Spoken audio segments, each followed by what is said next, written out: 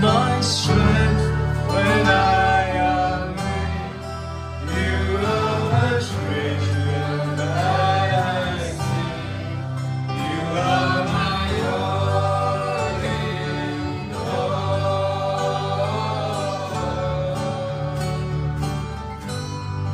Seeking you as a precious gem, Lord, to give up my beloved.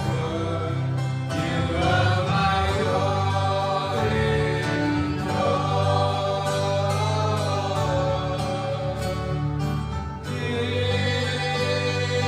Jesus, Lamb of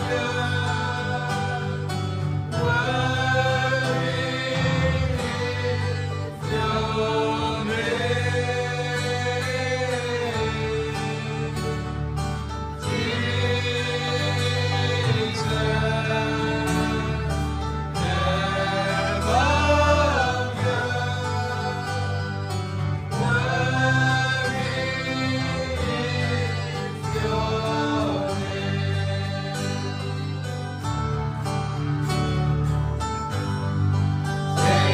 my sin, my cross, my shame, rising again, I bless your name. You are my all in all.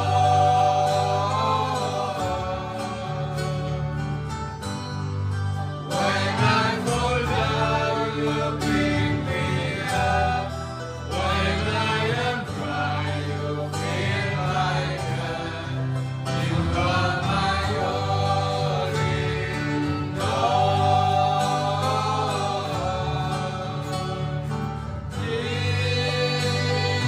Jesus, King of kings, worthy is your name.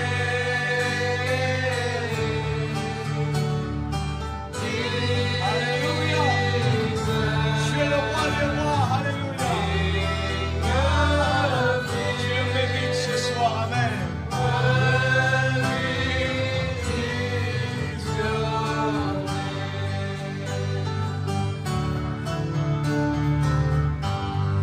Tu es ma force quand je suis faible.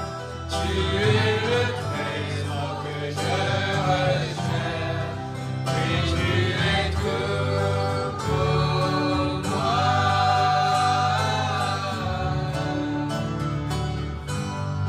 Quand je tombe, tu me relèves. Quand j'ai soif, tu remplis ma coupe. Oui, tu es tout pour moi.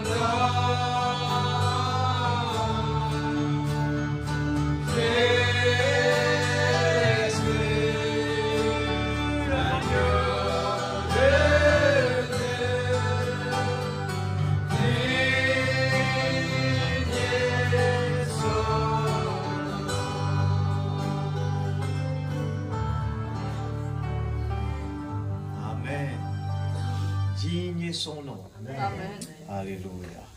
Nous allons passer à la parole.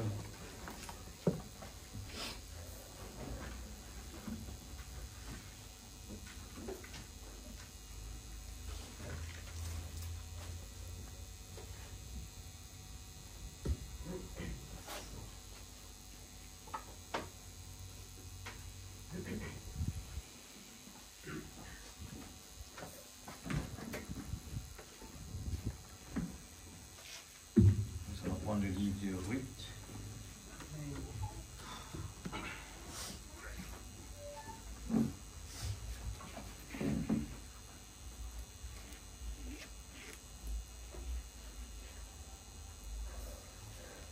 Chapitre 1er, verset 1er.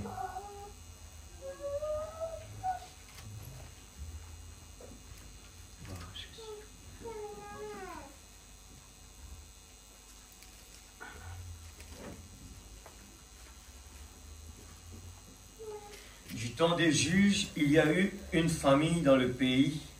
Un homme de Bethléem de Juda partit avec sa femme et ses 2 fils pour faire un séjour dans le pays de Moab. Le nom de cet homme était Elimelech. Celui de sa femme Naomi et ses 2 fils s'appelaient Machlon et Kildion. Ils étaient Éphratiens de Bethléem de Juda. Arrivés au pays de Moab, ils y fixèrent leur demeure. Elimelech, mari de Naomi, mourut, et elle resta avec ses 2 fils. Il prit des femmes moabites, dont l'une se nommait Orpa et l'autre Ruth, et ils habitèrent là environ 10 ans. Machlon et Kildion moururent aussi tous les 2, et Naomi resta privée de ses 2 fils et de son mari. Et puis elle se leva, elle et ses belles-filles, afin de quitter le pays de Moab, car elle apprit au pays de Moab que l'Éternel avait visité son peuple et lui avait donné du pain. Amen. Nous voulons juste tous ensemble dire merci à Dieu et que Dieu puisse bénir sa parole et nous aider ce soir à aller dans la profondeur de la parole, afin que nous puissions profiter bien de la profondeur de la parole de Dieu. Dieu se cache, se révèle dans la simplicité. Papa Céleste, nous sommes dans la joie quand on me dit allons à la maison de l'Éternel. Et Seigneur Dieu Tout-Puissant, dans les derniers temps, Seigneur, oh Dieu, comme tu l'as promis, tu as envoyé un prophète et tu nous as révélé les merveilles de ta pensée. Tu as développé les merveilles, les pépites d'or sont exposées devant chacun de nous. Et beaucoup de prophètes auraient souhaité entendre ces merveilles. Alors que nous, Seigneur, dans la maison du pain, oh Dieu, nous voulons à ne pas nous habituer à juste entendre un grand message, mais nous voulons exploiter ces mines d'or. Nous voulons être attentifs, nous voulons creuser, nous voulons aller dans la profondeur et de comprendre, Seigneur, afin que, Seigneur Dieu, notre âme puisse profiter. Seigneur Dieu Tout-Puissant, et que, Seigneur, notre priorité devienne ta parole. Seigneur Dieu, parce que ton Esprit Saint dans notre vie, Seigneur, oh Dieu, c'est qui va nous donner la foi de l'enlèvement. Et nous voulons exploiter, Seigneur Dieu, ô Père Céleste, ce que tu nous as donné comme merveille pour l'éternité. Alors, Seigneur Dieu, aide chacun de nous, que nous puissions ne pas comme la femme de Lot qui regardait le monde et qui copiait sur le monde, mais nous voulons comme Lot qui écoutait la parole, qui était, ses yeux étaient fixés hors de Sodome et de Gomorrhe. Seigneur, nous ne voulons pas répéter ces bêtises-là, Père, ce que la femme de Lot avait fait, afin de ne pas mourir. Aide-nous, Seigneur, à prendre au sérieux la parole, le pain de vie. Seigneur, qui nous donne la force, l'énergie, tout, Seigneur, les fruits de l'Esprit. Ce soir, Père, je te prie de tout mon cœur, ouvre les écluses des cieux, ouvre nos yeux spirituels, ouvre notre entendement Utilise nos corps ce soir. Enlève toutes les distractions. Enlève toutes les barrières. Enlève toute incrédulité, Seigneur. Afin que nous puissions aller dans les lieux célestes et profiter au maximum. Seigneur, nous ne voulons pas voir des Seigneur Dieu venir à l'église pour des cadavres, comme ton prophète l'a dit. Mais nous voulons, Père, que la présence de Dieu devienne un endroit où un bon parfum, nous puissions profiter d'un bon parfum, de bonne odeur. Nous puissions aimer la présence de Dieu. Nous puissions vraiment aimer l'atmosphère qui règne. Oh Dieu, aide chacun de tes enfants. Dans le nom de Jésus-Christ, je te prie, Seigneur, pardonne-nous nos offenses, comme nous pardonnons à ceux qui nous ont offensés. Délivre-nous du mal, Seigneur. Nous voulons être délivrés de tout. Nous faisons autant de bêtises, beaucoup d'erreurs. Mais Seigneur Dieu, ton amour est venu, oh Dieu, changer l'atmosphère. Nous voulons vivre dans la profondeur de ton amour. Oh Dieu, dans le nom de Jésus-Christ, notre Sauveur bien-aimé, bénis ta parole ce soir. Dans le nom de Jésus. Amen. Amen. Que Dieu bénisse sa parole, nous mettons assises. Alléluia. Nous allons prendre la maison du pain ce soir. El Bethel. Alléluia. Des fois, je dis toujours qu'il n'y a rien qui passe par le hasard dans notre vie. Amen. Il n'y a rien. Si nous prenons notre temps et regardons les bienfaits de Dieu, nous sommes vraiment émerveillés devant la grandeur de Dieu, émerveillés. Aujourd'hui, on peut entendre quelque chose sans même réaliser la profondeur. On peut se dire, j'ai compris. Oui, c'est ça, c'est ça. On peut dire, oui, 1 plus 2 égale à 3, mais sans même savoir plus que cela qu'il y a des choses cachées. Et bien, dans la parole de Dieu, beaucoup de merveilles. Amen. Mais nous voulons ne pas juste nous contenter à dire que ce message est grand. Nous voulons vraiment que ce soit vraiment, nous puissions profiter de ces bienfaits. Nous voulons vraiment aller dans la profondeur.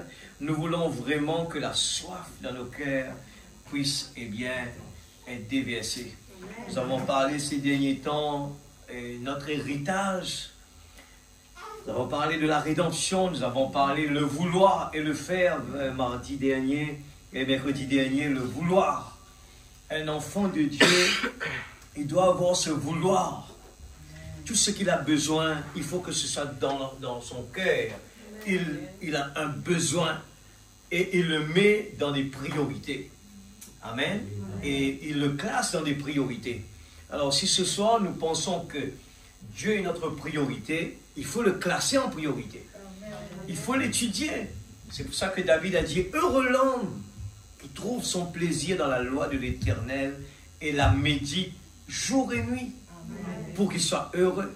Alors, bien souvent, la parole, eh bien, cachée, nous parle de la réussite de l'homme, comment l'homme va être heureux dans la vie. Nous avons un trésor entre nos mains sans le savoir. Je me rappelle le frère Lubanza qui disait toujours, l'Afrique, le Congo, c'est un pays riche en minéral, riche. La terre des Congolais, il est riche. Mais les Congolais ne profitent pas de cela.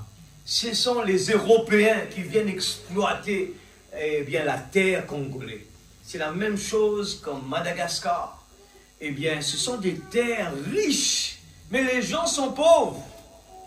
Alors, qu'est-ce qui se passe? Aujourd'hui, nous disons que nous avons un grand message. Mais souvent, nous entendons que les gens de l'extérieur, eh bien, profitent plus parce que ces gens croient, ils mettent leur énergie dans la parole, ils l'exploitent, ils ne restent pas tout simplement à dire que ce message est grand. Nous ne voulons pas juste répéter cela. Il faut l'exploiter. Il faut aller dans les profondeurs de la parole. Amen. Et ce soir, et chaque prédication, on est en train de parler de notre héritage. Il faut savoir, eh bien, qu'est-ce que notre Père nous a laissé. Et nous disons que nous sommes, eh bien, que les pauvres disent, je suis riche. Mais nous allons le chercher ailleurs comme l'enfant prodigue. Nous allons dans le monde pour chercher un trésor. Mais laissez-moi vous dire, la Bible a dit, cherche d'abord le royaume de Dieu et toutes choses vous seront données par-dessus. La Bible dit, un enfant de Dieu n'est jamais dans la queue, il est toujours dans la tête. Mais pourquoi c'est le contraire? C'est parce que, eh bien, les conditions ne sont pas respectées. Et déjà, nous ne le croyons pas. La Bible dit, quand 2 ou 3 semblent en mon nom, je suis là présent. Nous pensons que nous croyons qu'il est là. Mais notre attitude, notre façon, et Frère Branham parle de, les gens viennent à l'église comme devant des cadavres. Et les gens sont tristes devant des cadavres, devant la mortalité. Les gens, eh bien, on ne dit pas on regarde là-bas, parce que là-bas il y a un problème, parce que celui-là ne fait pas ce qu'il faut. Alors nous, on se décourage. Mais David nous a donné un exemple parfait. Il était seul. Il n'a pas regardé tout le peuple Israël découragé, qui avait peur, mais il avait confiance dans son Dieu. Laissez-moi vous dire ce soir, si nous venons dans la présence de Dieu, et que nous ne regardions pas avec ces yeux-là, mais nous contemplons les merveilles de Dieu, on peut faire un chemin pour aller jusqu'à dans la présence de Dieu. Même notre corps peut être là, dans un endroit où les gens sont découragés, peut-être, et les gens ne sont pas vraiment, qui ne chantent pas. Mais ce n'est pas grave ça. Allez dans la présence de Dieu. Laissez nos corps ici, mais allez dans la présence de Dieu. C'est la foi qui nous permet de le faire. Ce corps, il va me dire, tu ne peux pas prêcher. Ce corps va te dire, tu n'as pas la parole. Ce corps va me dire, tu ne peux pas faire ça, toi. Mais à l'intérieur, que le faible dise, je suis fort. Qu'importe, les gens vont se dire, ça, il y a ça, il y a ça. Mais à l'intérieur, il y a une puissance, la profondeur qui appelle la profondeur. Et Dieu aime agir quand tout ne va pas. C'est ce qu'on va entendre ce soir. Quand tout ne va pas. Le peuple de Dieu, Naomi, eh bien, qui avait la vérité, une juive, c'était qui a profité? C'était Ruth qui a profité. Une personne qui n'était pas destinée à recevoir l'abondance que Naomi aurait dû avoir. Mais c'est Ruth, eh bien, qui a reçu l'abondance. Et regarde l'attitude, regarde les paroles de cette femme qui dit, ton Dieu sera mon Dieu. Amen. Alléluia. Amen. Et ce soir, nous allons entendre le prophète le dire, le peuple Israël, quand il quitte la Palestine, quand il quitte son territoire, eh bien, il perd toute la force que Dieu lui a donnée. Il n'est pas béni en dehors de la Palestine. C'est pour cela qu'Israël, même aveugle, regarde aujourd'hui, il accepte de perdre la vie. Il accepte même, il est en train de vivre sous les bombes. Et ces gens restent là même. Même s'ils vont perdre leur vie, ils restent là. Ils auraient pu se dire, ben moi je pars en Amérique, là-bas c'est tranquille, moi j'aurais pu partir là-bas. Ils auraient pu le faire. Mais pourquoi ces gens restent chez eux? Parce que les gens, ces gens-là savent bien que c'est un endroit vraiment spécial. Il y a une profondeur à l'intérieur d'eux qui leur dit qu'il y a là-bas, il y a une attraction. Et ces gens sont en train d'accomplir la parole. Amen. Oh, alléluia. Naomi a tout perdu. Il a voulu même dire, ne m'appelle pas Naomi.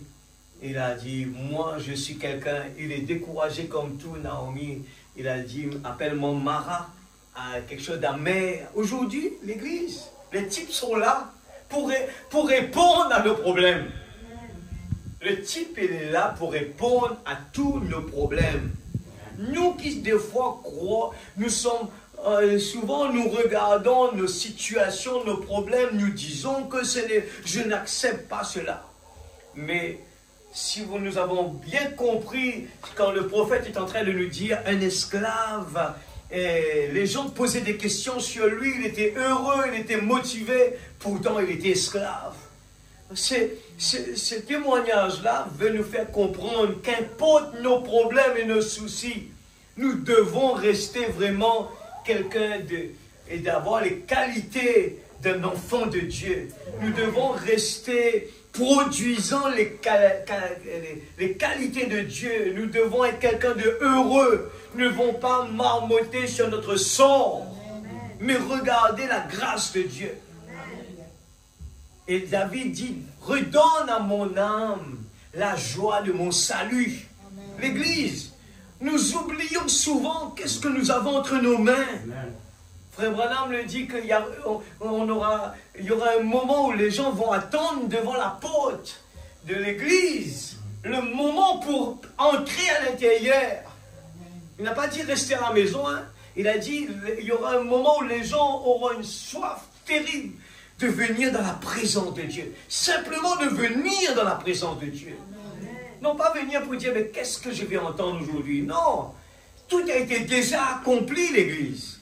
Tout a été déjà donné. Nous sommes des héritiers. En tant qu'héritiers, nous connaissons notre position.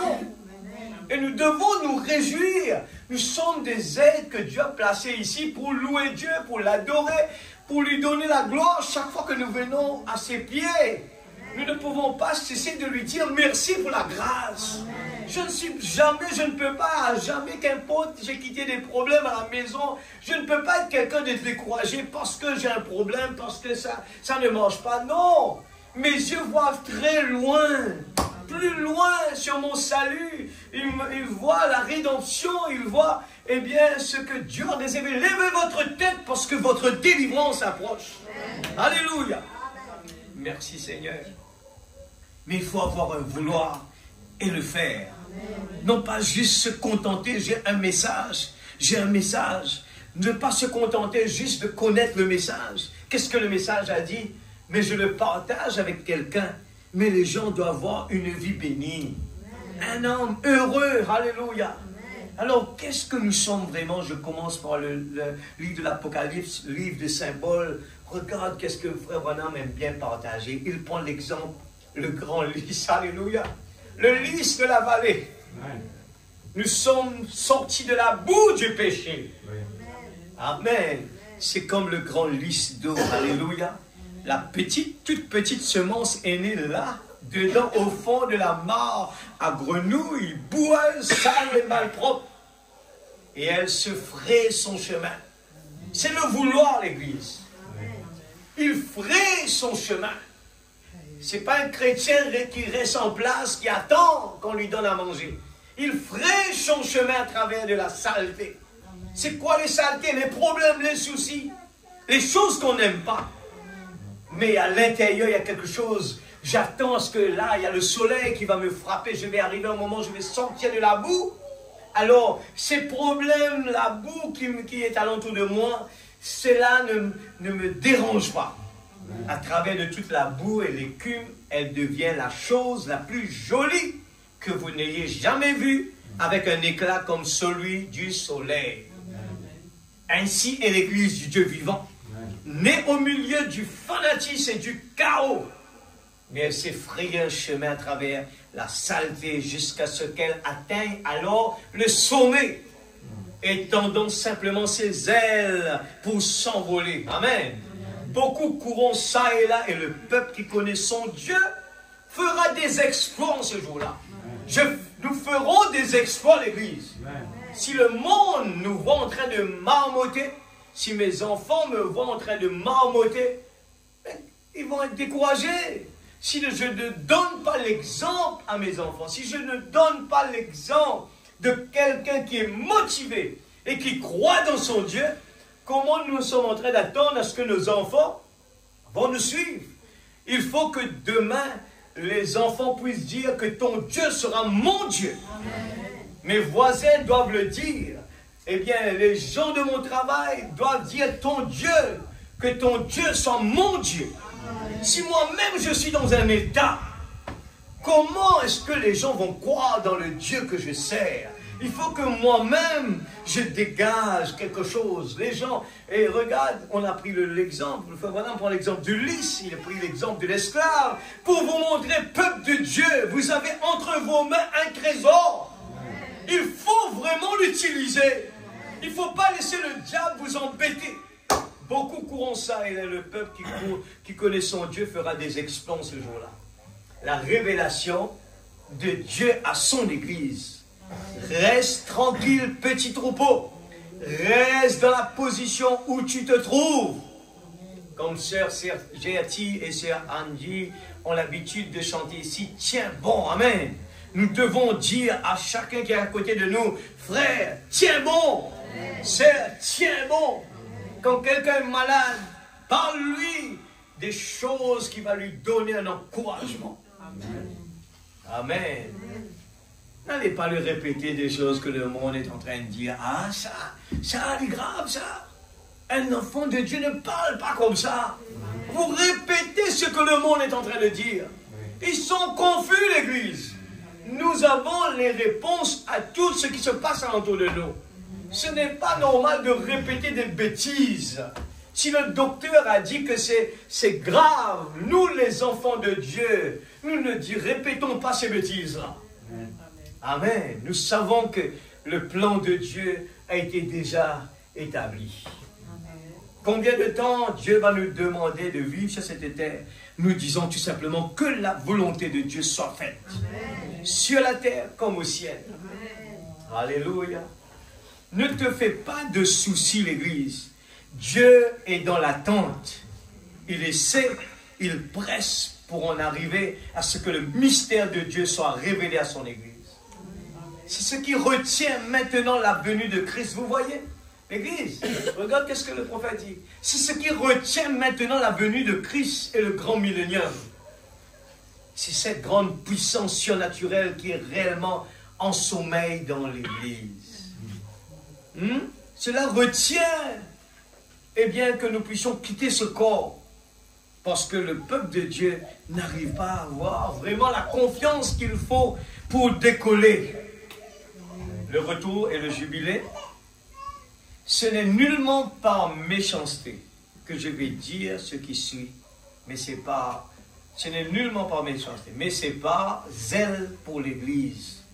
Mais l'Église, bien qu'elle ait grandi en nombre et qu'elle ait grandi en puissance, qu'elle ait grandi financièrement, elle est cependant spirituellement tombée dans la position qu'elle occupait en ce jour-là. La chose la plus importante qui aurait pu leur arriver, qu'ils soient devenus forts financièrement ou qu'ils aient cru en nombre ou qu'ils aient dû rester en petit nombre, la chose la plus importante à laquelle ils auraient pu s'accrocher devait être le Saint-Esprit que Dieu, par sa merveilleuse grâce, avait répandu sur eux pour les conduire et les guider. Aujourd'hui, les gens, nous croyons que, voilà, Dieu t'a béni financièrement, alors ça va. Ou bien, Dieu est là, l'Église grandit en nombre, ah, Dieu est présent. Frère Branham dit, non, ce n'est pas vrai. Ce n'est pas vrai. Il dit, il faut s'accrocher il faut s'accrocher pour être rempli du Saint-Esprit.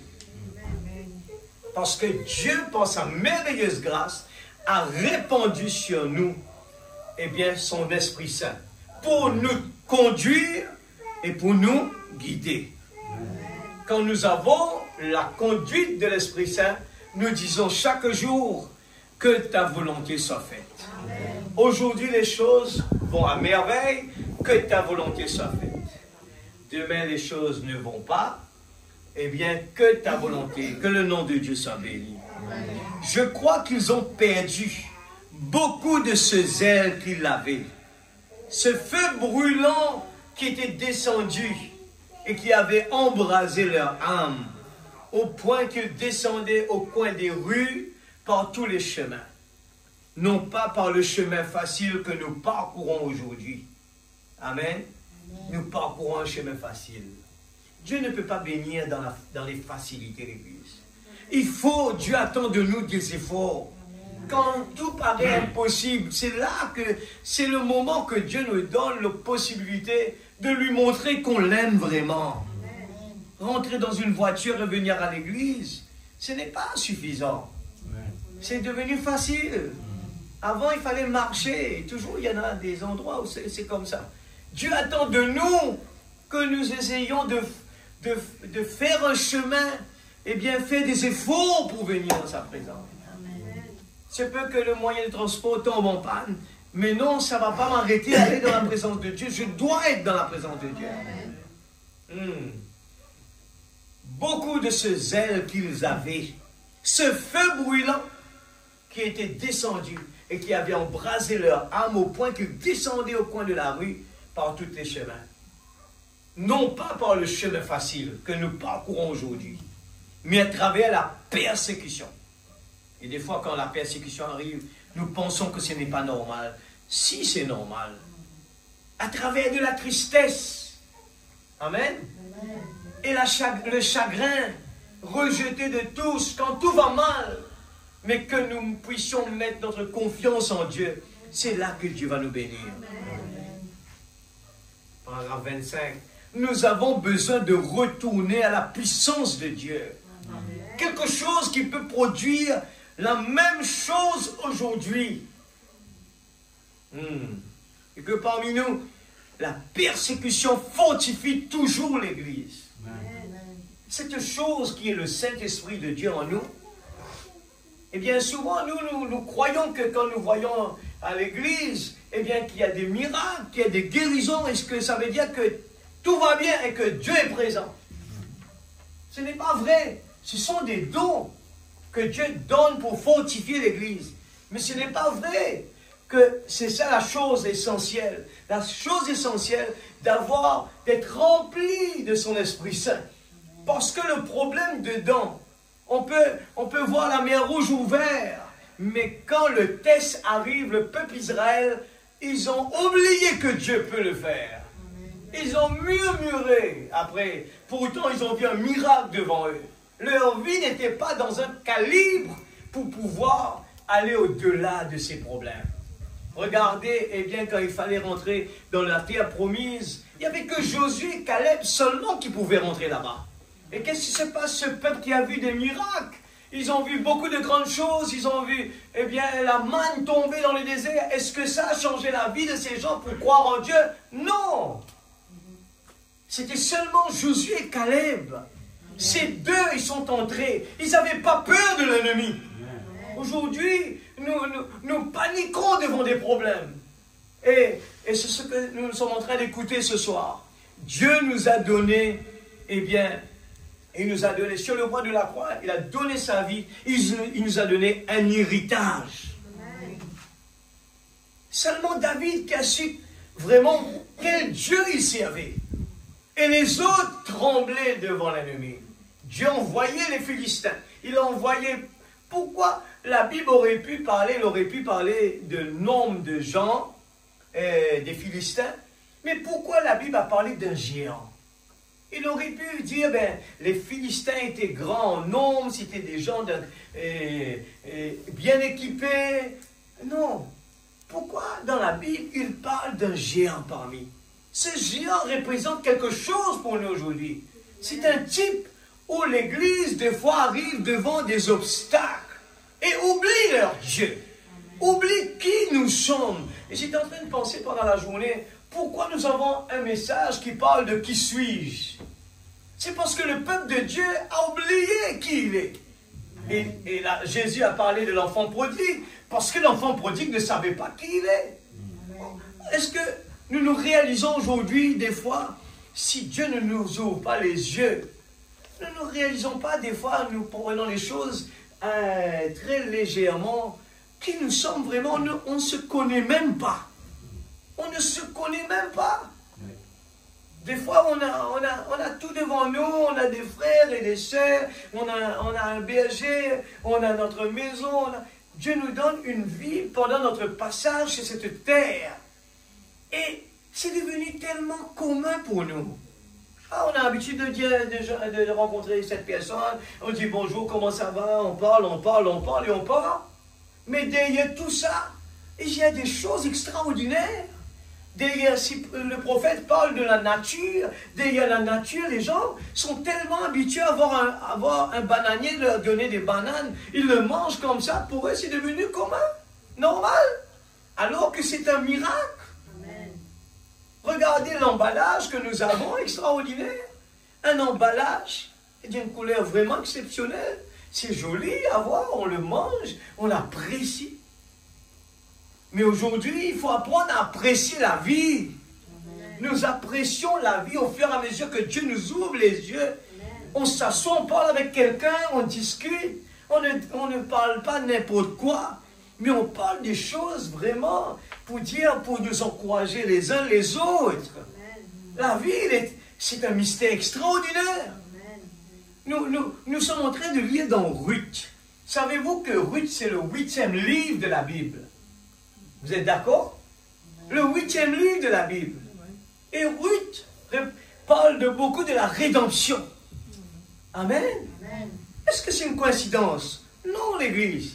Ce livre, nous entendons des gens dire des pépites d'or. Est-ce que ça ne nous donne pas l'envie vraiment de fouiller? Et quand nous ne voyons pas vraiment les pépites d'or, il faut mettre ses genoux pour dire, Seigneur, ouvre mes yeux. Amen. Amen. Ruth, une gentille, elle a su regarder Naomi, elle a dit, ton Dieu sera mon Dieu. Aujourd'hui, nous venons dans la présence de Dieu.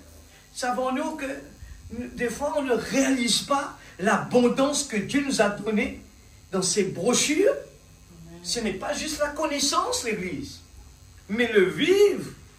Eh bien, quand nous avons la révélation de ses paroles, il nous fait vivre comme un aigle qui utilise la tempête pour monter plus haut. Amen. Les problèmes deviennent quelque chose de tout à fait normal pour nous. Gérer des problèmes devient quelque chose de normal.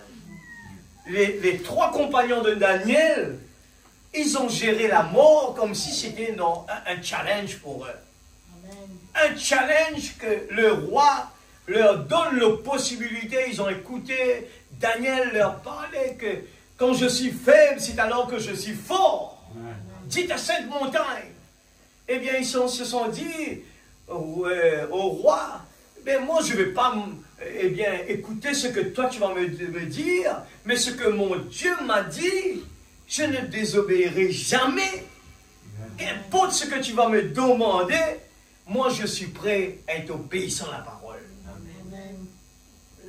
Regardez, on a pris les Récabites, c'est un peuple extraordinaire qui, Dieu les a testés pour quelque chose. Eh bien, c'était un prophète qui est venu leur donner, eh bien, l'opportunité de désobéir. Dieu voulait les tester. Tous les exemples sont dans la Bible, l'Église. En leur donnant du vin, alors qu'eux, ils ont été enseignés pour ne pas prendre du vin. Ils auraient pu se dire, mais parce que le prophète me demande, alors ça va, il n'y aura pas de problème. Mais non, ils sont restés avec la parole. Amen. Alléluia. Nous avons besoin de retourner à la puissance de Dieu. Pas juste de voir une partie, de prendre simplement la guérison, alors que c'est important pour l'Église. Les dons sont importants pour l'Église.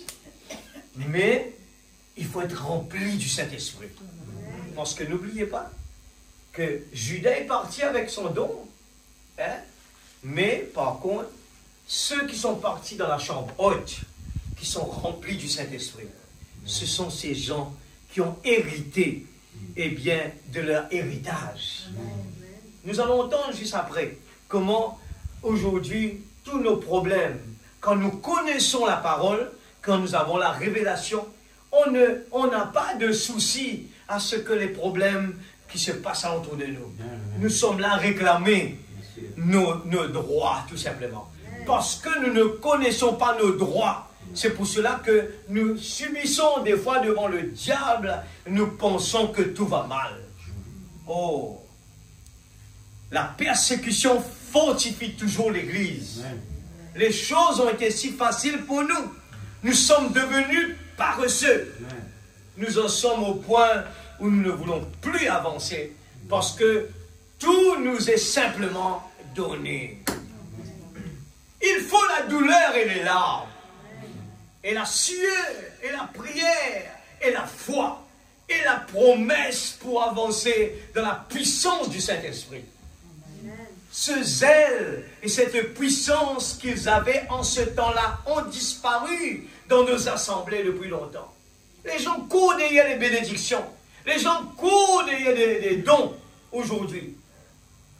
Mais les gens oublient de posséder Dieu lui-même. Je crains que si on tirait par les fenêtres, ce soir, les gens ne fuient dans tous les sens pour ne plus jamais revenir. Vous vous rappelez, quand j'étais encore petit, les pasteurs aimaient bien prendre cet exemple de un jour, un pasteur, il s'est déguisé, il s'est habillé en militaire, il a pris un homme dans sa main, il est rentré à l'église, il a dit, tous les gens qui, veulent arrêter avec ce Dieu que vous servez, vous pouvez sortir et partir à la maison. Mais ceux qui veulent continuer, vous restez là même. Alors l'église est presque dévidée. Les gens ils ont couru, ils sont partis à la maison pour sauver leur vie. Ils ont préféré sauver leur vie. Alors, c'est ce que le prophète dit. Je crains que si on tirait par les fenêtres ce soir, les gens ne fuient dans tous les sens. Et là, en Afrique du Sud, on a eu pas longtemps, c'était l'époque que j'étais là-bas, et le frère me raconte que dans une des églises à Johannesburg, et à certains moments, les gens ne pouvaient pas quitter l'église. Il y avait des gens qui tiraient sur l'église. Mais ces gens sont toujours là. Parce qu'ils ont vraiment ce courage. Ils aiment vraiment Dieu. Aujourd'hui, si nous avons un problème et que l'on n'est pas satisfait, on quitte l'église, on part. Mais nous ne sommes pas des soldats. Dieu permet que tout va mal à l'église des fois. Pour voir si vraiment on s'attache avec... Parce que l'église va mal, on va partir. Non, au contraire. Où est le petit David qui va relever le défi? Amen. Dieu va permettre que les choses vont mal à l'église des fois. Amen. Dieu des fois va permettre qu'il n'y a rien à manger. Pour voir est-ce que l'église, nous allons rester là ou bien nous allons quitter l'église et partir. Parce qu'on n'est pas satisfait, on va partir. Non, un enfant de Dieu, un soldat, il reste, il ne change pas d'équipe. Il reste toujours avec la parole. Maintenant, un homme, regardez cela, le retour et le jubilé. Paragraphe 31. Regarde ça bien l'église. Pourquoi les gens, se découragent? Parce qu'on ne connaît pas notre position en Christ. Maintenant, un homme et sa famille pouvaient retourner à leur héritage originel. S'ils pouvaient entendre le jubilé, le son de la trompette, et reconnaître cela, ce que ça signifiait pour eux. Maintenant, s'ils entendaient le sacrificateur sonner la trompette, le prédicateur, la parole est en train de sonner. La trompette, c'est l'évangile. Et lorsqu'ils l'entendent et qu'ils savent que cela veut dire, et qu'ils reconnaissent que c'est leur héritage, peu importe où ils l'ont perdu, combien ils ont régressé, quoi qu'ils aient à faire, ils avaient le privilège de venir récupérer leur héritage. La famille tout entière pouvait venir recevoir leur héritage. Amen. Tout ce qu'on a perdu, le gazam a volé, les sauterelles a volé. Nous sommes là, et c'est ça la prière fervente du juste. Nous réclamons ce que le diable a volé, parce que nous connaissons notre position. Nous sommes des héritiers. Amen. Et ce n'est pas le diable qui est plus fort. Même que demain nous voyons la maladie arriver, nous savons que sur le bois de la croix, le prix a été payé. Par ces meurtrissures, nous sommes guéris. Alors nous ne prononçons pas ce que le médecin va dire, mais que ta volonté soit faite, Seigneur. Amen. Même que les vers vont manger tout mon corps, ce que Job l'a dit, mais mon Rédempteur vit éternellement. Il regardait plus loin. Qu'importe si c'était pour perdre son corps physique, c'était pas ça son problème. Il savait qui il était, Job. Amen. Alléluia. Récupérez votre héritage. Amen. Rédempteur, le Rédempteur, rédemption. Qu'avait-il racheté? Il a racheté votre âme de l'enfer. Il a racheté et ramené tout ce qu'Adam avait perdu. Quand il vous avait mis dans un magasin de prêt sur gage, Jésus-Christ au calvaire était votre parent rédempteur qui vous a racheté de chaque malédiction du diable. Il rachète votre âme. Il rachète vos corps malades. Il rachète votre esprit inquiet et las. Il vous a apporté le bonheur. Il vous a apporté la joie.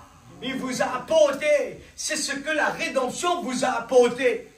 Elle vous a apporté la paix, la longanimité, la bonté, la gentillesse, la douceur, la puissance, le Saint-Esprit. Elle vous a apporté la guérison divine. Toutes ces choses, Jésus-Christ les a apportées, car il était notre parent rédempteur. L'Église, est-ce que cela ne me suffit pas pour venir, motivé pour venir dans la présence de Dieu et pour louer Dieu de tout mon cœur, de toute mon âme et de toutes mes pensées? Et quand quelque chose me pique, est-ce que cela va me déranger? Sachant qui je suis, et je dis ça, c'est rien du tout. Sachant qui je suis et qu'est-ce que j'attends, je ne m'accroche pas avec ce qui se passe, si je vais avoir une voiture, je ne vais pas l'avoir, si mon travail ou quoi que ce soit va marcher ou pas marcher. Ce n'est pas mes inquiétudes.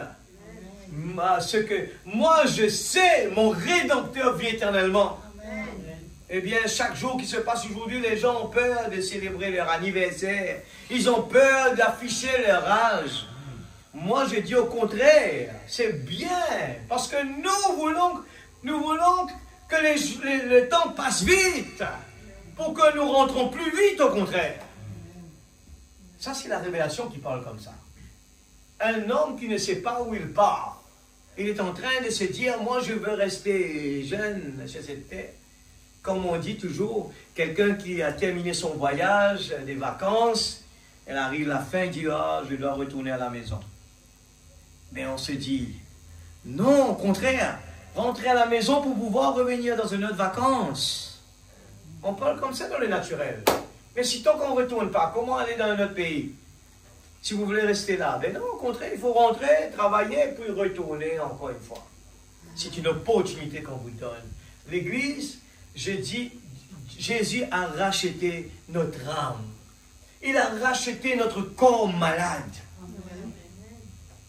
Et s'il a dit à Paul, ma grâce te suffit, on aurait souhaité être un joli garçon, être jeune.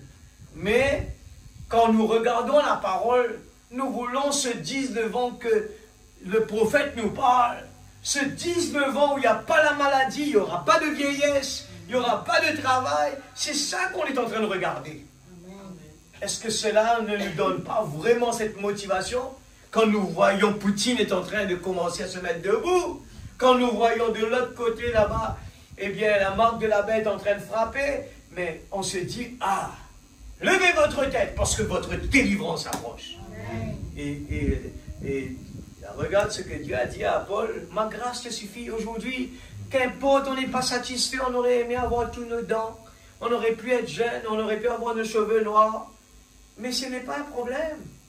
Les Shadrach, Meshach, Abednego auraient dû dire, ben, si on rentre dans la fournaise, on est jeune, nos jours vont terminer par là. Non, ce n'était pas ça leur problème. Eux, ils voulaient obéir à la parole. Ils savaient que quelque chose au-delà était meilleur. Amen. Alors, la rédemption nous a apporté une vie de paix, l'Église. Il ne faut pas être comme le monde en train de crier.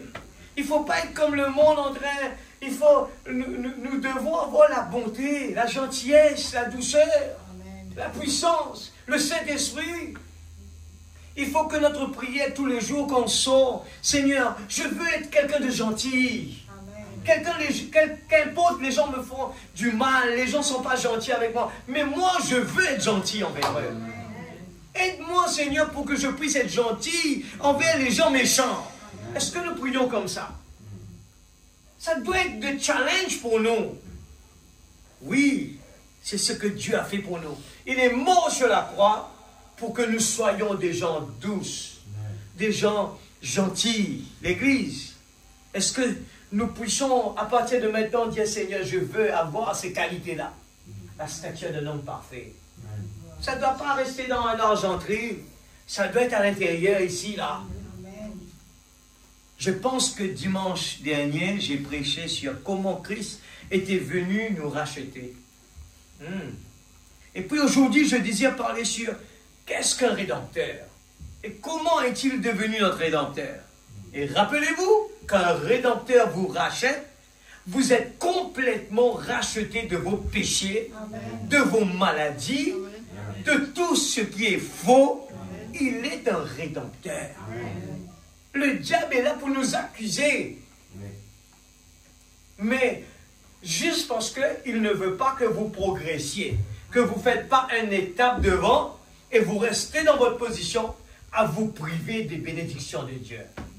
Mais la Bible vous dit, il vous a racheté de vos péchés. Amen. Et les gens, nous restons à répéter mes maladies, mes maladies, mes maladies. Il faut répéter, plutôt dire, il a pris les maladies. Amen. Il est un rédempteur. Il a repris tout cela.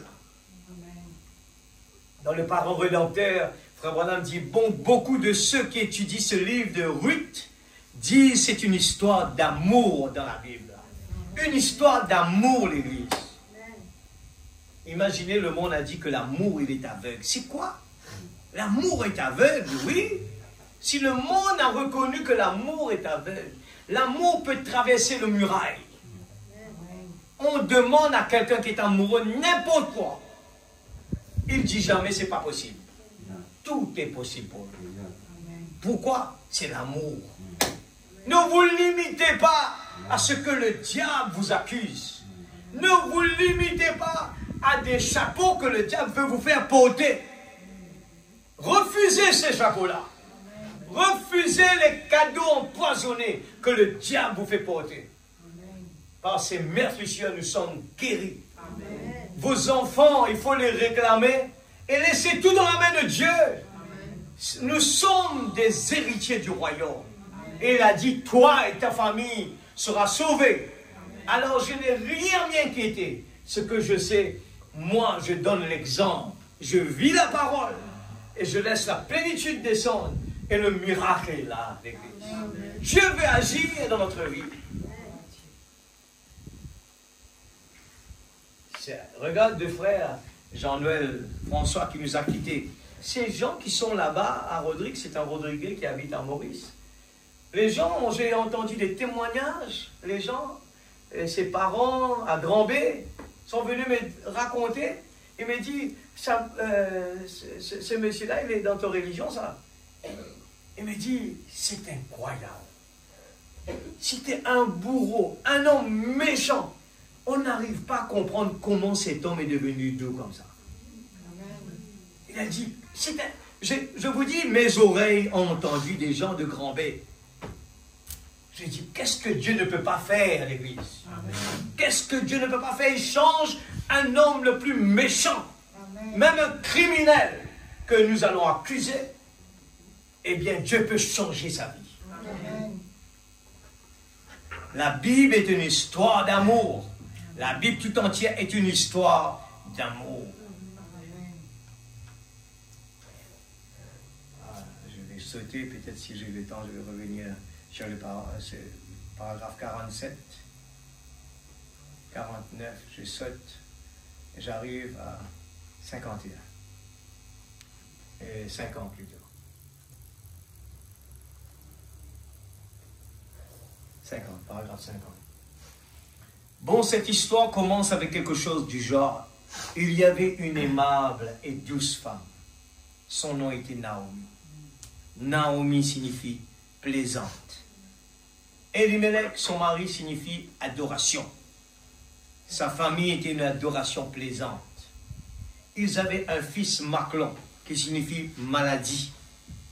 Et Kiljon signifie inquiétude, tristesse, mélancolie. C'était là la famine. Et il y eut une famine dans le pays d'Israël. Et la première erreur qu'un juif pourrait jamais commettre serait celle de quitter son pays. Dieu leur a donné ce pays. Quand il fut donné à Abraham, Dieu lui dit de ne pas le quitter. Et quand il descendit à Guérar, il fit là une erreur. Il y a eu des problèmes. Un juif ne doit jamais quitter la Palestine. C'est l'endroit qui lui est alloué. Mais ils ont été dispersés dans le monde entier. Et maintenant, ils sont en train d'y retourner. Oh, c'est une si belle histoire que nous avons ici ce matin. Ils sont en train d'y retourner. Naomi a dû s'en aller à cause de la famine. Naomi et Elimelech, et ils s'en sont allés au pays de Moab. Mais retourner le prix à payer. Naomi a perdu son mari, il a perdu ses enfants. Pourquoi? Parce qu'il a quitté son pays.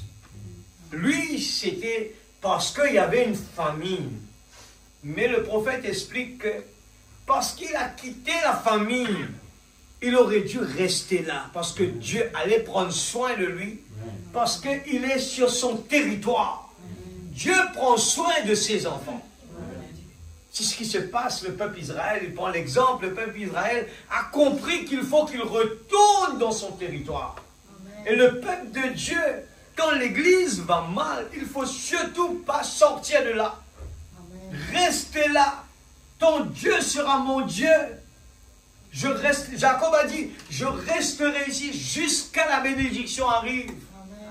N'essayez pas parce qu'il y a un problème à l'église, on va essayer de trouver une solution ailleurs. Si Dieu vous a placé ici, là, qu'importe il y a la famine, ne quittez pas ce lieu-là.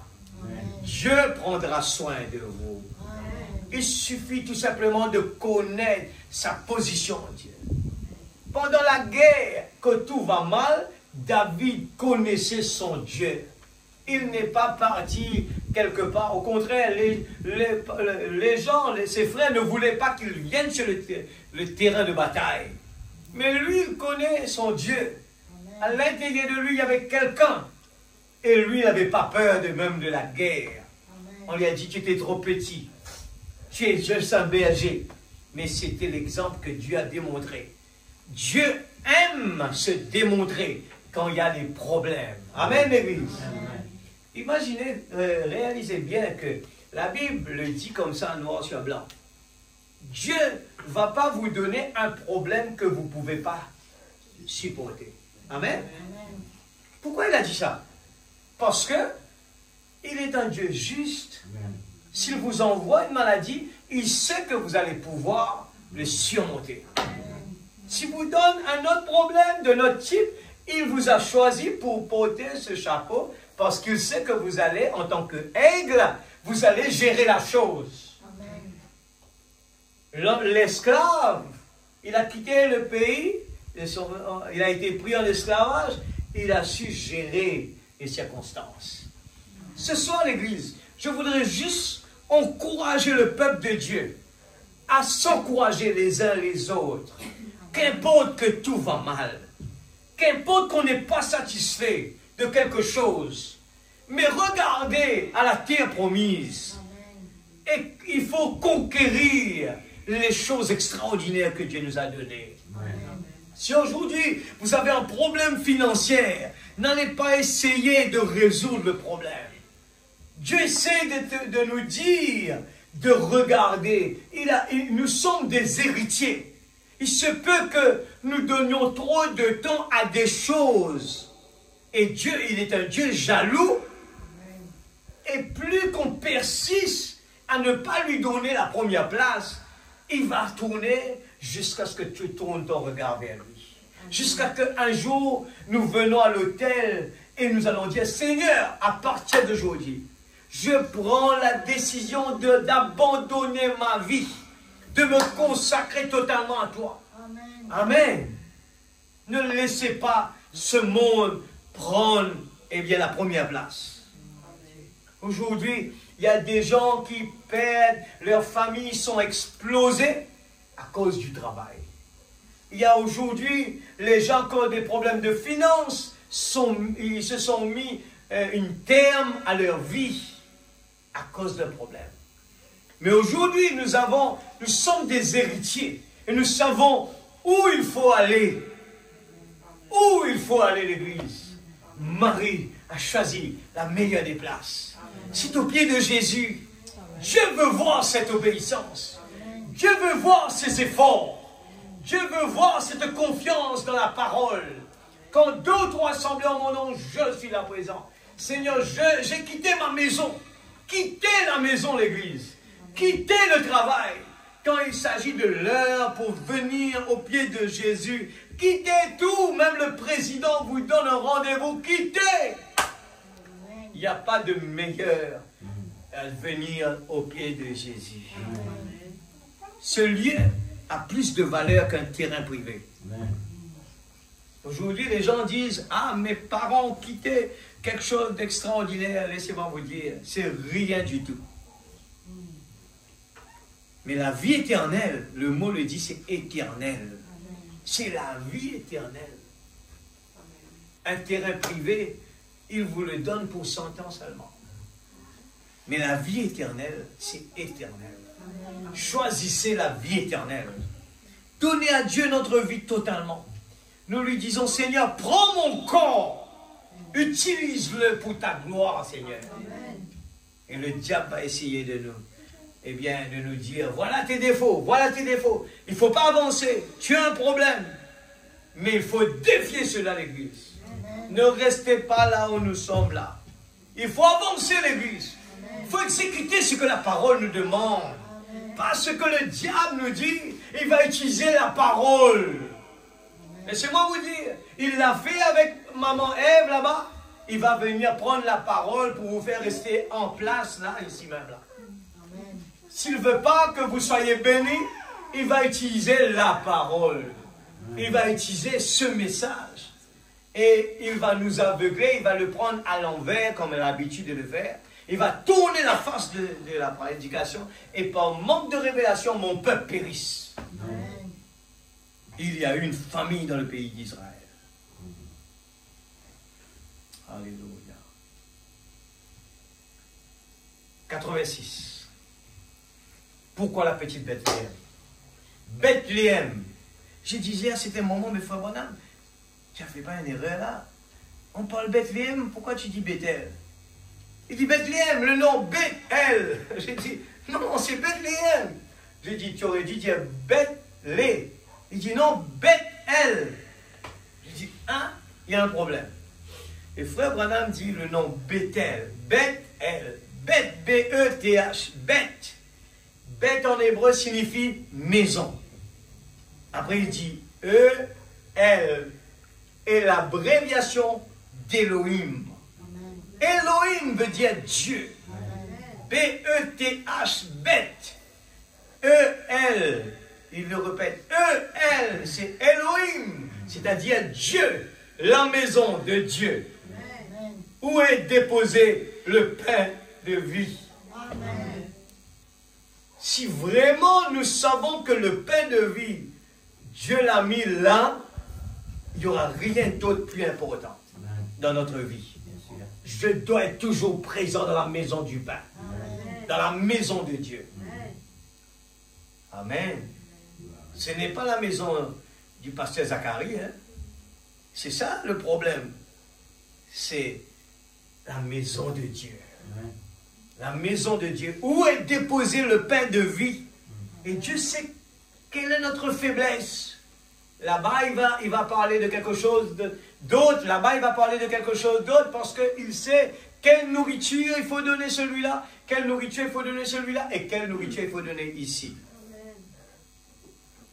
Il dit, terminez ce mot et ramenez votre aile avec votre E. Cela signifie une miche de pain en hébreu. E-L-M. E-L, c'est Dieu. Elohim. B-E-T-H, c'est pain. Ou bête. B-E-T-H. C'est bête, c'est maison. E-L, c'est Elohim abrégé. Et alors, E-L, H-E, trait d'union M, c'est pain. Qu'était-il? La maison du pain de Dieu. La maison du pain de Dieu. Maison, bête, Elohim, Dieu. E-L, H-E-M, M, pain. La maison du pain de Dieu. Voilà la signification de Bethléem. Alléluia. C'est là que l'enfant nous est né. C'est là que la solution est venue. Et combien de gens étaient présents? Est-ce qu'il y avait des grandes personnalités? Non, il y avait des bergers. Bethléem, l'église. Il fallait un berger. La signification, Dieu fait toutes les choses avec signification. Un berger. Alléluia. Merveilleux Jésus. Voyons que même dans le nom d'Abraham, Am, et même il retire un prophète en Amérique et il l'appelle William Branham. Encore, il y a le Am qui est là. Est-ce que Dieu fait des choses par hasard? C'était quelqu'un qui ne connaissait pas Dieu. Il est né d'une famille qui ne connaissait pas vraiment Dieu. Et son nom, ses parents, c'est Dieu qui intervient pour dire à ses parents, tu l'appelles comme ça. Amen. Alléluia. 89. Il ne pouvait naître nulle part ailleurs qu'à Bethléem. C'était le lieu de provenance du pain pour la nation. Le pain de toute la maison d'Israël provenait de là. Et lui, il était le pain de vie qui est descendu du ciel, la manne spirituelle. Il devait donc venir de Bethléem, l'endroit où on allait faire la queue pour avoir du pain. L'endroit où se trouvait le pain. Bethléem, l'endroit où on faisait le pain. Oh, Jésus qui était le pain de vie, a dit l'homme peut en manger et ne jamais mourir. Cherche d'abord le royaume de Dieu. Dieu a pourvu un moyen, 112. Rapidement, un autre beau type qui me vient à l'esprit, c'est dans le livre de Ruth. Beaucoup d'entre vous survolent ce livre sans réfléchir. Vous ne réfléchissez pas à ce que cela signifie. Dans tout l'Ancien Testament, c'est l'une des plus belles histoires qui présente un type de Christ. Amen. C'est Ruth. Et Ruth qui a glané dans le champ. Amen. De Boaz. Elle a glané. Elle a glané. Alléluia. C'est trop beau l'exemple qui est là. Elle a glané. Elle a glané. Aujourd'hui, nous sommes en train de glaner dans la parole. La parole, c'est extraordinaire. Cette parole nous rend plus au-delà de la capacité, de l'intelligence de ce monde. Les gens disent aujourd'hui que les Égyptiens, eh bien, c'est un peuple qui était plus intelligent que le monde actuel. Le monde le témoigne. Vous êtes d'accord avec ça? Le monde actuel est en train de témoigner parce qu'ils n'avaient pas encore... aujourd'hui, nous avons des gros appareils, des grosses machines et ils ont fait la pyramide. Et ces gens-là n'avaient pas toutes ces machines. Alors les gens disent, ces gens avaient au moins une technologie beaucoup plus avancée. Mais savez-vous que qui était en Égypte? Dieu a envoyé son serviteur Joseph là-bas. Dieu a envoyé des gens extraordinaires sur cette terre. Les gens le témoignent aujourd'hui. ces gens qui ont construit, eh bien, ces pyramides, ce sont des gens vraiment, ce n'est pas des gens normaux. Alors les gens le témoignent aujourd'hui. Laissez-moi vous dire qu'un enfant de Dieu qui a le message, quand il parle des merveilles de Dieu, les gens doivent le regarder et doivent être stupéfaits. Cet homme ne peut pas... Où est-ce qu'il a appris des choses pareilles? C'est pour ça que ce message aujourd'hui, nous voyons que les églises, même s'ils ne témoignent pas l'origine de ce message, ils copient dans ce message pour prêcher. Parce qu'il le reconnaît que ce message, il est vraiment exceptionnel. Un homme ne peut pas dire des choses comme ça. Alléluia. C'est un beau type. Le frère Branham dit, beaucoup de gens lisent ce livre sans réfléchir. Dans le premier chapitre du livre de Ruth, Naomi, le mot Naomi signifie agréable. Elle, son mari et ses 2 fils ont quitté la Palestine, un type de l'église. Ils ont quitté la Palestine et sont allés au pays de Moab. Et là, ils se sont installés. Hors de leur patrie. Notre patrie, c'est en Christ. Il ne faut pas sortir de là. C'est le symbole de la rétrogradation. En sortant de notre patrie, là où Dieu nous a installés. Il dit comme Israël l'a fait. Tout juif qui quittait la Palestine était en dehors de la volonté du Seigneur. Dieu avait donné la Palestine aux Juifs. Il leur avait dit, demeurez-y. Et Ruth est sortie. Ou non, pas Ruth, c'est Naomi est sortie de là. Mais pour le titre, c'est Dieu a pourvu un moyen. Même il y avait la famille, Dieu pourvoit un moyen. Mais par la désobéissance de Naomi, il y a eu les gentils qui est sorti de là.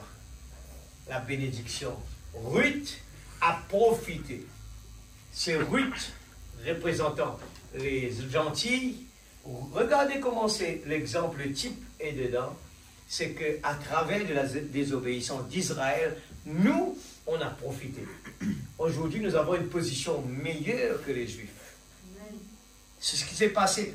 Ruth a une position meilleure que Naomi. C'est comme ça que ça se passait en Égypte. Jamais Dieu n'a traité avec Israël tant qu'elle n'est pas retournée dans sa patrie. Écoutez-moi, ainsi dit le Seigneur, Dieu ne traitera pas avec son Église tant qu'elle ne reviendra pas dans sa patrie. Le message de l'heure, revenez à l'original. Laissez tomber vos idées méthodistes, baptistes, presbytériens, des pentecôtistes, des assemblées, des unitaires, des trinitaires, de la quintuplicité et quoi encore, l'église de Dieu, les Nazaréens, les pèlerins de la sainteté, l'église de Christ, tous des mouvements antichrist. Et je me rends bien compte que ceci va partout dans le monde, tous dans l'erreur, tous du diable. Oh là là, il y a des hommes saints dans chacun d'eux, il y a des gens saints dans chacun de ces mouvements. Mais l'organisation elle-même n'est pas de Dieu. Et Dieu ne la bénira jamais. Il ne l'a jamais fait. Vous allez pouvoir courir de gauche à droite, aller chercher des guérisons là-bas, mais Dieu n'est pas là. C'est un prophète qui l'a dit, juste là, ainsi dit le Seigneur. Ils sont tous du diable, l'organisation. Il dit, les gens qui sont là-bas, ils sont des saints.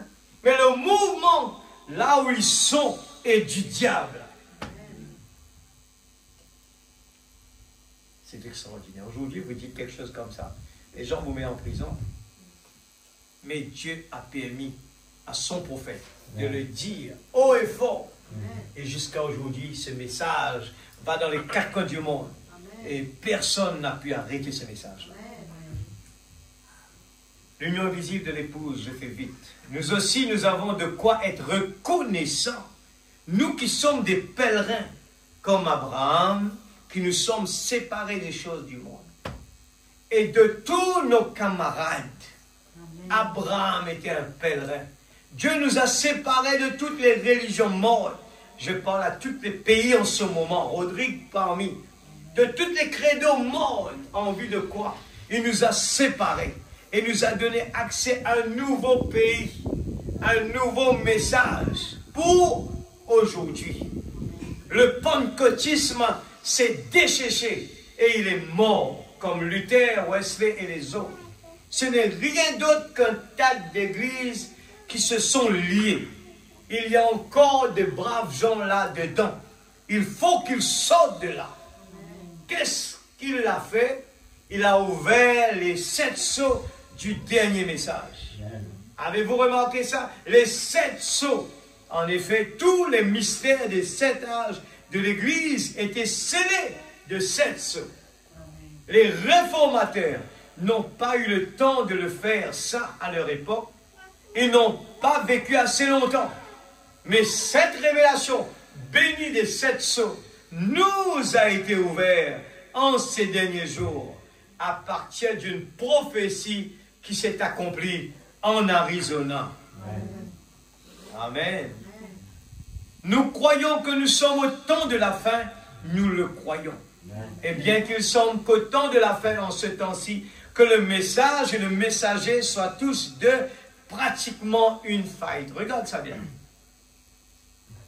J'étais en train de parler, ça c'est dans l'évangélisation au temps de la fin. J'étais en train de dire tout à l'heure là, l'Église, qu'importe, vous allez voir que ça ne marche pas, que l'Église aurait dû faire comme ça et ne fera faire comme ça. Restez tranquille, petit enfant. Sachez que Dieu prend soin de ses enfants. Écoutez, qu'est-ce que Frère Branham dit? Il dit, il semble que Satan ait fait de son mieux pour nous faire échouer. Là où il dit que le message et que le messager soient tous deux pratiquement en faillite. Il dit, il semble qu'au temps de la fin, les deux, des fois on fouille sur Internet, on va lire les choses que le diable essaie de nous tourner à l'envers. Il nous montre des vies des gens qui sont à l'envers. Les gens dans ce message sont en train de se quereller et vous poser des questions. Il le dit. Il dit, il semble qu'au temps de la fin, en ce temps-ci, que le message et le messager soient tous les deux pratiquement en faillite. Il semble que Satan ait fait de son mieux pour nous faire échouer. Frère Neville dans son accident, frère Grasse là-bas et un fusil qui a explosé. Voyez-vous, cela semble ainsi. Et maintenant même chaque église de partout manifeste sa désapprobation à mon endroit. Et voyez-vous, cela a simplement l'air d'être une faillite. Il semble que nous soyons vaincus.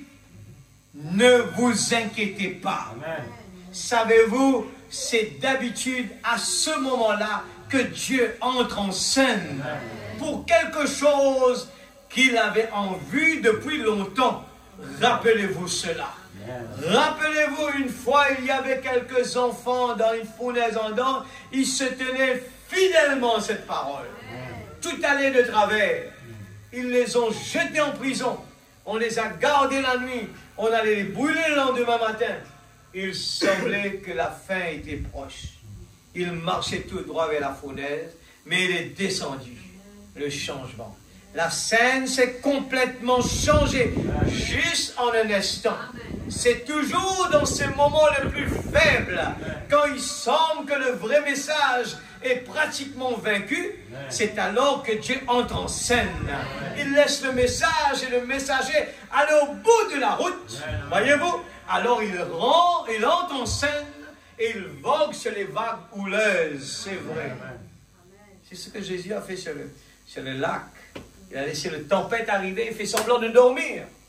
Pourquoi?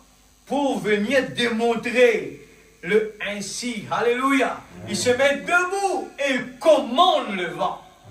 Et Pierre, dans l'autre là, Pierre a dit, et quand il a vu Jésus marcher sur l'eau, il a dit, permette-moi de marcher. Jésus dit, viens, Pierre. Vous voyez, Dieu nous donne la possibilité, l'Église.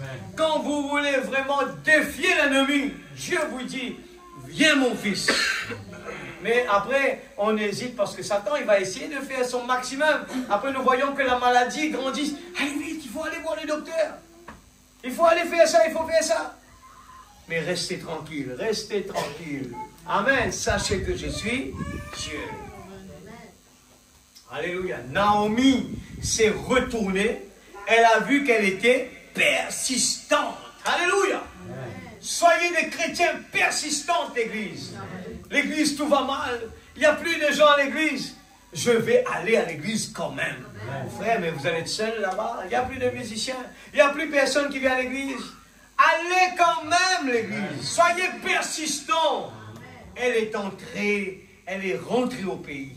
Et quand elle est revenue à Bethléem en Judée, et quand elle y est revenue, les gens de Bethléem ont dit, voici Naomi. Elle a dit, ne m'appelez pas Naomi, ce qui signifie la douceur. Elle dit, appelez-moi Mara, ce qui signifie l'amertume, car c'est ainsi que l'Éternel m'a traité. Eh bien, ce qu'il a de beau à voir là-dedans, c'est que quand elle est revenue, elle, en tant que type de l'Église juive, quand elle est revenue, elle a ramené avec elle Ruth. Alléluia!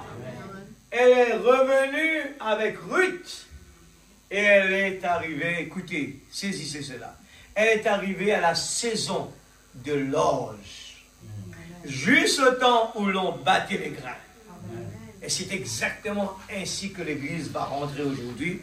Juste au début de la saison de l'orge. C'est la saison de pain, l'Église. Amen. Elle avait vu la saison précédente, mais ceci était une nouvelle saison. Après une longue période de sécheresse, un type de l'Église de gentille, ou plutôt de l'Église juive. Amen. Est-ce que vous aimez le Seigneur? Amen. Je dis, est-ce que les dates, est-ce que c'est vraiment des coïncidences? À Rodrigue, moi, je n'ai pas connu cette sécheresse. Et on me dit qu'à Rodrigue, il y avait une sécheresse de 7 ans. J'ai dit, corrige-moi si j'ai fait erreur. J'ai dit 7. C'est toujours Dieu, eh bien, montre quelque chose dedans. Et j'ai fait une petite calcul là. Ces derniers temps, la rivière n'a pas coulé. J'ai calculé, ça devait être au moins 7 ans depuis que la rivière vient de commencer à couler maintenant. Je me rappelais, j'étais à Patrico, la rivière s'est remplie totalement, presque rentrée dans le bureau. J'ai fait un petit calcul, je dis, ça paraît que ça devait être au moins 7 ans. Alors, regardez bien, quand vous voyez la famine, eh bien, c'est la saison de la famine. Mais après cette saison, il y aura un changement de saison. Dieu, Frère Branham dit ça, une nouvelle saison. Aujourd'hui, peut-être vous n'êtes pas satisfait avec ce qu'on est en train d'entendre. On aurait voulu aller un peu plus que ça. On aurait voulu manger. C'est toujours la manne. Nous, on aurait voulu, eh bien, la viande. Mais Dieu a son programme, l'Église. Respectez le programme de Dieu. Si la Bible nous parle de l'excès de zèle, alors Dieu est un Dieu du juste milieu. Un Dieu qui a la balance. Il doit toujours être au milieu. Vous mangez plus, c'est un péché. Pourtant, c'est quoi? Il n'y a rien de méchant dedans. Vous avez faim, vous voulez manger un peu plus, c'est un péché. Pourtant, c'est la nourriture. Si nous voulons prendre notre portable, on va faire des recherches sur le portable. Il n'y en a rien de mal, peut-être qu'on est en train de faire des recherches importantes. Mais si on passe plus de temps à rechercher que de rechercher dans la parole, là on est en dehors de la parole. Alors, il faut mettre Dieu en premier. J'ai sauté l'exemple des jeunes, là je termine avec ça.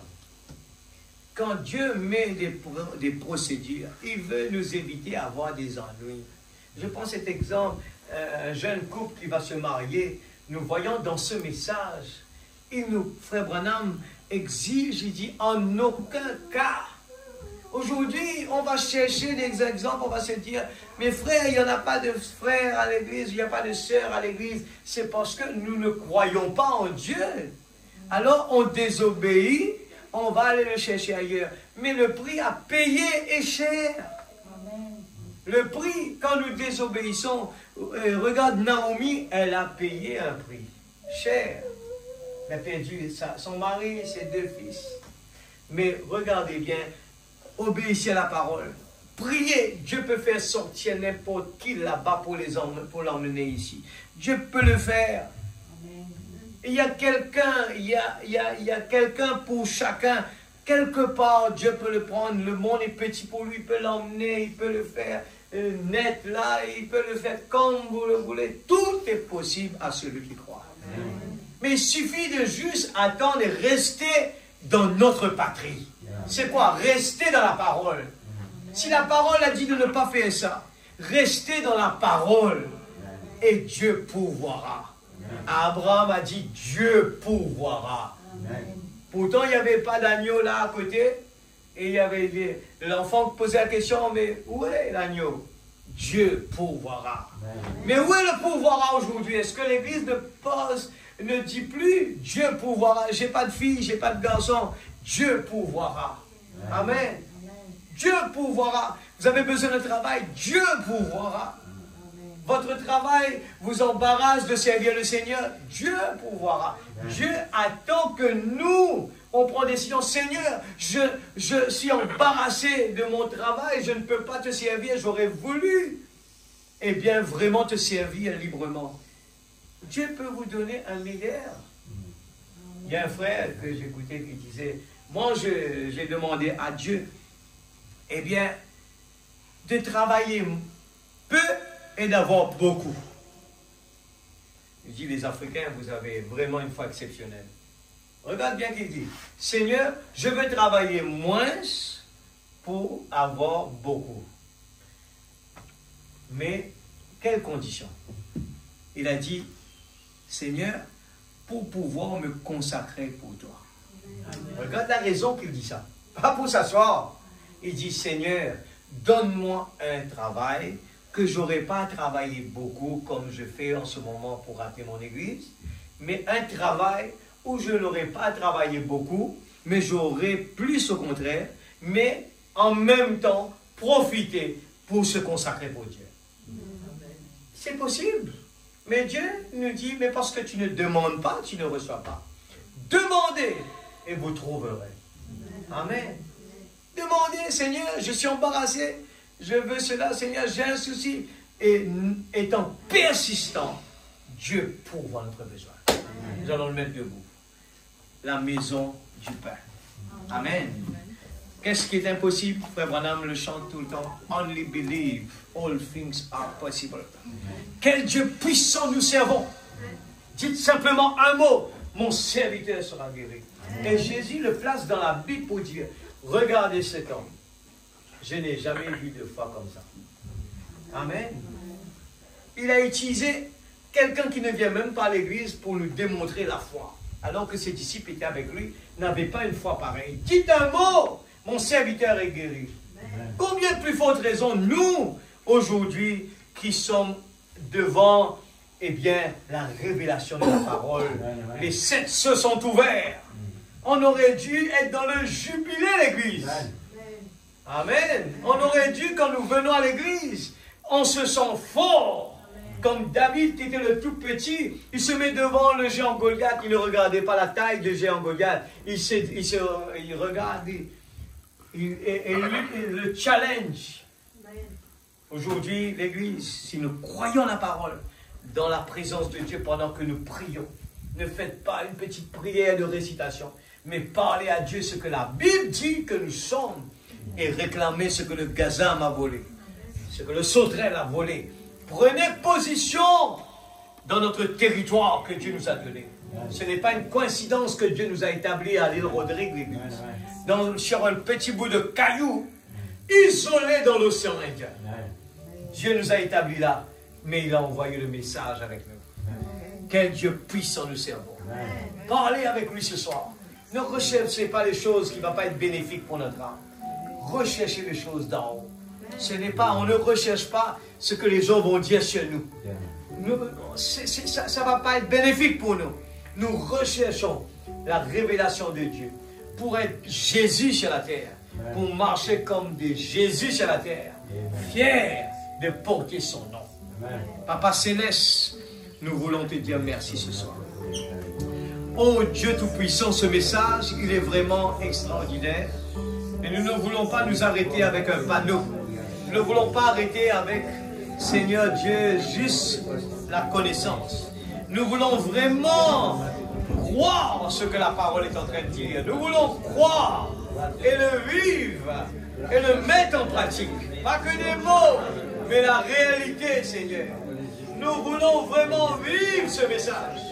Nous voulons vraiment exploiter ce mine d'or, cette sagesse. Oh Dieu, si les gens sont venus de très loin pour venir Salomon, pour voir la sagesse de Salomon. Oh Dieu, ton prophète nous dit aujourd'hui, ici il y a plus que Salomon. Oh Dieu, c'est toi-même tu l'as dit. Oh Dieu, tu vas nous donner pour nous aujourd'hui ce que tu as fait. Nous allons faire plus ce que toi tu as fait. C'est vrai, nous l'avons vu dans le ministère du prophète. Seigneur Dieu Tout-Puissant, nous ne voulons pas, oh Dieu, nous rester, oh Dieu, comme des paresseux, comme le prophète l'a dit. Nous voulons repousser la paresse, Seigneur. Repousser l'incrédulité. Repousser les soucis. Repousser les doutes. Quand nous venons dans la présence de Dieu. Oh Dieu, nous voulons venir avec confiance. Que même si nous ne voyons pas la chose arriver, nous continuons à dire Dieu pourra. Il est écrit, mon Rédempteur vit éternellement. Seigneur, je crois. Oh Dieu, là où l'est ton bâton nous rassure. Nous voulons que ton bâton, Seigneur Dieu, nous dirige. Oh Dieu, nous voulons vraiment être comme ta parole l'a dit. Comme la douceur tu nous as donnée. Seigneur Dieu, ton sang coulé, afin que je suis quelqu'un de doux, Seigneur, et gentil. Oh Dieu, ces choses, je veux le voir dans ma vie. Oh Dieu, je veux être quelqu'un de humble, quelqu'un de gentil, quelqu'un de doux, quelqu'un qui accepte, Seigneur Dieu, s'il faut s'abaisser. Oh Dieu, nous voulons voir l'amour manifesté, l'amour agapao, alléluia. Je ne veux pas juste me tenir à dire ce que la parole dit, mais je veux voir ce que la parole est en train de dire, agir dans ma vie. C'est ça que je veux. Je ne veux pas que des paroles qui s'envolent. Je veux la manifestation des fils et des filles de Dieu. David l'a fait manifester. Oh Dieu, Jacob l'a démontré. Shadrach, Meshach et Abednego l'a démontré. C'était des jeunes gens. Daniel a démontré cela. Oh Dieu, qu'est-ce qui est possible pour notre Dieu? Où est le Dieu d'Élie?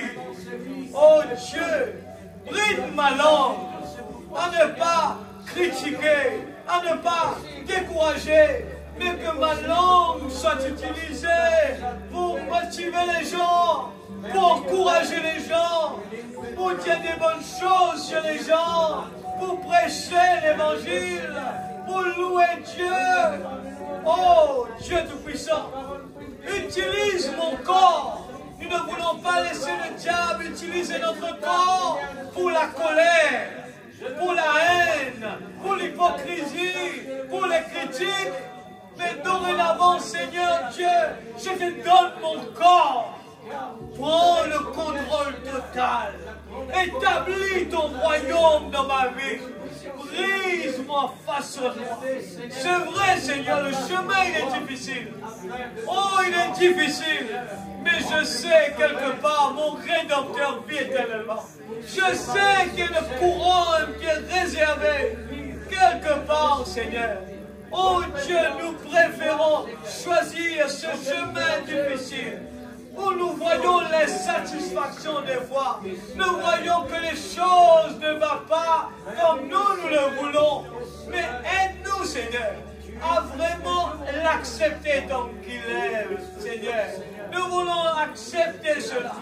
Oh Dieu, comme les fruitiers, Père, ils acceptent qu'ils reçoivent des cailloux. mais il continue à produire des fruits. Il continue à s'humilier, à donner de leurs fruits encore plus. Plus qu'ils sont détaillés, plus qu'ils produisent plus de fruits. Oh, de même tu nous enseignes à travers de la nature comment nous qui disons être l'épouse de Dieu, nous voulons manifester les fils et les filles de Dieu. Nous voulons que les gens, en nous regardant, puissent dire, est-ce que le pasteur le traite différemment? Oh Dieu Tout-Puissant, est-ce que lui le nourrit différemment? Nous avons tous la même nourriture. Ce message du temps de la fin, c'est ce qui caractérise notre vie. Oh Dieu, mais nous voulons que la volonté, la soif dans notre vie pour rechercher la profondeur qui appelle la profondeur. Alléluia! Nous voulons creuser, nous voulons glaner dans le champ, alléluia, de Boaz. Oh Dieu, donne-nous la soif de rester dans nos brochures. Donne-nous la soif, oh Dieu, pour, Seigneur, fouiller dedans, non pas pour venir intelligent, mais pour être la parole parlée. Alléluia, nous voulons être la parole, nous voulons être la manifestation, nous voulons être comme l'aigle, oh Dieu, comme l'aigle. Quand il y a la tempête, c'est là que je me sens fort. Quand il y a la tempête, quand il y a les persécutions, quand il y a la haine, c'est là que je te dis, Seigneur, aide-moi à manifester l'amour. Aide-moi à pardonner, Seigneur. Aide-moi à vivre la parole. Oh Dieu, tu me donnes l'opportunité. Nous disons, Seigneur, donne-nous l'opportunité d'agir comme la parole l'a dit. Alléluia. C'est un Dieu qui répond. Alléluia. Tu ne rejettes jamais tes enfants. Nous sommes les héritiers. Tu nous as donné chacun un héritage. Et nous voulons vraiment, oh Dieu, le chérir. Nous voulons vraiment exploiter ces mines d'or que tu nous as données. C'est plus que tout l'argent et l'or que ce monde peut nous donner. Oh Dieu, aide-nous, Seigneur. Nous sommes, Seigneur Dieu, oh Père, nous voulons vraiment comprendre qui nous sommes vraiment, Père. Cette grâce extraordinaire, ce qui me donne la force de me réveiller chaque jour. En me regardant, Seigneur Dieu, le miracle extraordinaire. Le miracle que tu fais dans notre vie chaque jour. Oh Dieu, en se réveillant le matin, nous regardons autour de nous. Seigneur, oh Dieu, c'est extraordinaire. C'est extraordinaire. Oh, alléluia. Alléluia. Seigneur Dieu. Oh, alléluia. Les problèmes, les soucis, c'est le chemin pour la victoire. Les combats, le chemin pour la victoire. Seigneur Dieu Tout-Puissant, dans le nom de Jésus, ma grâce te suffit. Ta grâce, Seigneur, me suffit. Chaque fois que je me réveille, il y a des problèmes. Nous voulons vraiment nous concentrer sur la grâce de Dieu pour nous. Merci pour ta grâce, Seigneur. Merci pour ta grâce, Seigneur. Quand tout va mal, merci pour ta grâce, Seigneur. L'église va mal, merci pour ta grâce, Seigneur. Oh Dieu, utilise-moi afin que je sois un instrument pour les encourager. Comme David, nous voulons prier comme cela. Oh Dieu, David a demandé, Seigneur, donne-moi la force afin que je puisse donner un encouragement à tes enfants. Alléluia. Oh Jésus, protège tes enfants, rentre à la maison. Garde-nous, Seigneur, que pendant la nuit, tes anges, Père, puissent venir nous visiter. Que tes anges puissent, Seigneur Dieu, être alentour de chacun de tes enfants, chaque moyen de transport. Aide-nous à voir les miracles dans notre vie chaque jour. Il doit y avoir des miracles chaque jour. Nous passons des fois à côté sans le voir. Mais tu es toujours là. Tu es toujours là, Seigneur. Dans le nom de Jésus. Bénis tes enfants. Bénis le pasteur. Bénis chacun de tes enfants. Aide-nous, Seigneur, que vendredi, pour le combat, la prière, nous voulons vraiment être partie prenante. Nous ne voulons pas laisser nos frères et sœurs combattre seuls. Nous voulons combattre parce que nous avons le même ennemi, Seigneur, le diable. Dans le nom de Jésus-Christ, notre Sauveur béni. Amen. Si possible, Noah, remettez un petit coup de ce qui était Timothée au commencement, juste pour montrer un encouragement que le prophète donne. J'avais mis ça au début de la réunion. Lisez cela. Regarde qu'est-ce que le prophète nous dit. Ceux qui sont découragés, regarde ça. Il dit, au-delà du voile, le voile, c'est la chair. C'est ça qui bloque nous. C'est le voile qui nous empêche de voir Dieu face à face dans cette église. C'est nous-mêmes qui bloquons nous. Frère Branham dit derrière là, si nous sommes venus à l'église pour critiquer, nous allons voir beaucoup. Mais si nous sommes venus pour voir Dieu, nous allons voir Dieu. C'est le voile qui nous empêche de voir les anges dans leur position ce soir. Debout à côté de chaque ciel ce soir. C'est le voile, nous, qui nous empêche de voir. Nous sommes cachés derrière le voile.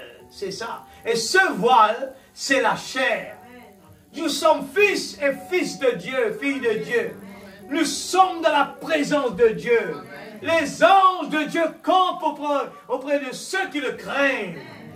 S'il n'est pas là parce que nous ne le craignons pas, nous sommes constamment dans la présence de Dieu. Je ne t'abandonnerai jamais. Jamais je ne te délaisserai. Je serai toujours avec toi jusqu'à la fin. Mais le voile, c'est la chair. Il y a trop de Branham, trop de moi. Tu me fais mal, tu me fais mal, tu m'agaces. Il y a trop de moi dans mon texte. Il faut arrêter avec ce moi-là. Je serai toujours avec toi jusqu'à la fin. Mais le voile, c'est la chair. C'est moi, Phanuel. C'est ce qui nous empêche d'entrer dans sa présence. Mais dans l'âme, dans l'esprit, par notre foi, nous savons qu'il nous garde. Il est à nos côtés. Il est ici maintenant. Que Dieu bénisse sa parole. Alléluia. Que Dieu puissant est descendu. Amen. Alléluia. Le Dieu puissant, c'est Jésus. Alléluia. En grâce d'un cœur reconnaissant avant de partir. En grâce. J'entends cela. Que le faible dise, je suis fort.